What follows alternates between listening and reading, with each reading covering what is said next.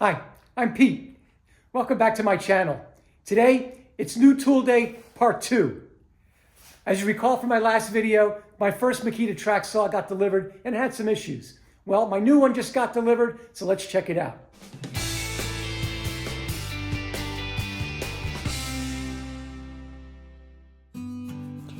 In my earlier video, I detailed the problems I was having with my new Makita Track Saw.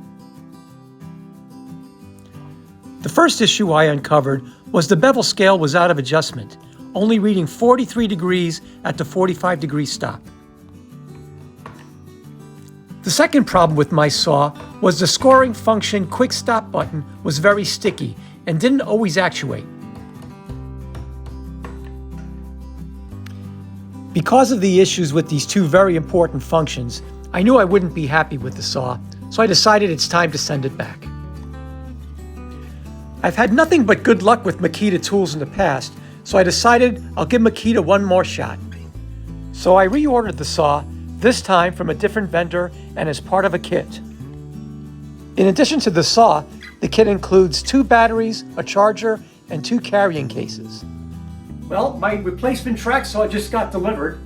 Let's unbox it and see if it's in better shape than the first one.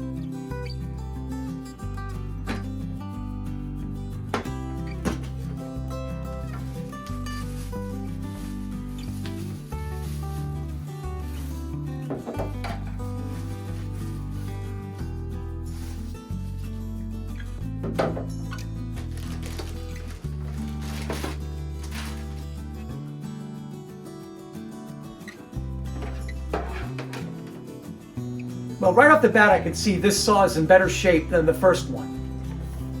One of the issues I had with the first saw was that when you extended it to the 45-degree mark on the scale here, it only read 43 degrees.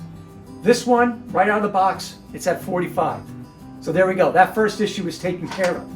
The other issue I had with the other saw was that this scoring function plunger, when actuated on the other saw, was very sticky, and for whatever reason, it was only intermittent.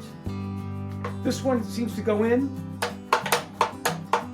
and the scoring function is working first time like a charm. So far this saw looks great. Let's take it to the shop and let's try it out. Once I get back to the shop, the first step is to plug in the charger and get these batteries charged up.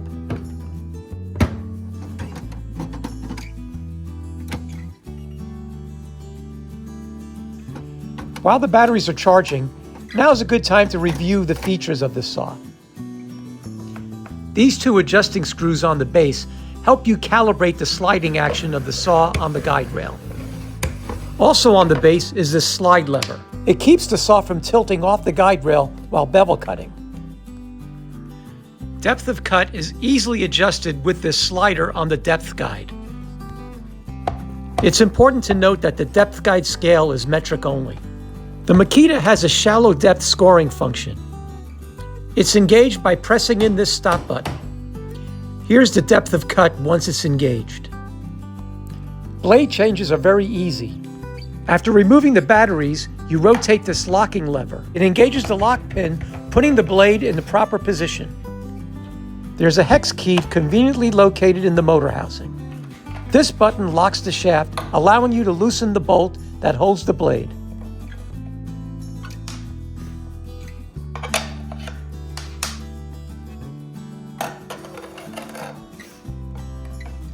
To install a blade, just reverse the process.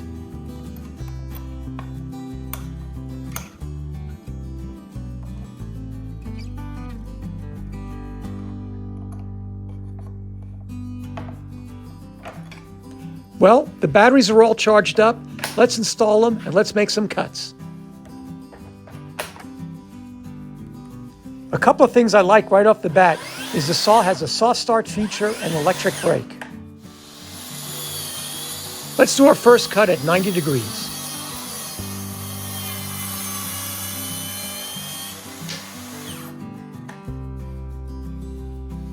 The cut is super smooth and dead accurate. Now let's do a 45-degree bevel cut.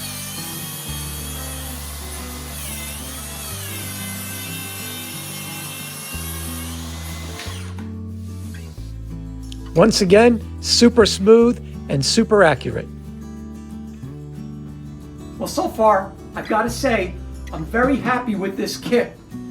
I think it's well worth the extra money to get the pack-out cases that the saw comes in, and the charger and the batteries come in. And after all, even though I do have two 5-amp-hour batteries back at the shop, it's always nice to have a couple of spares and another charger.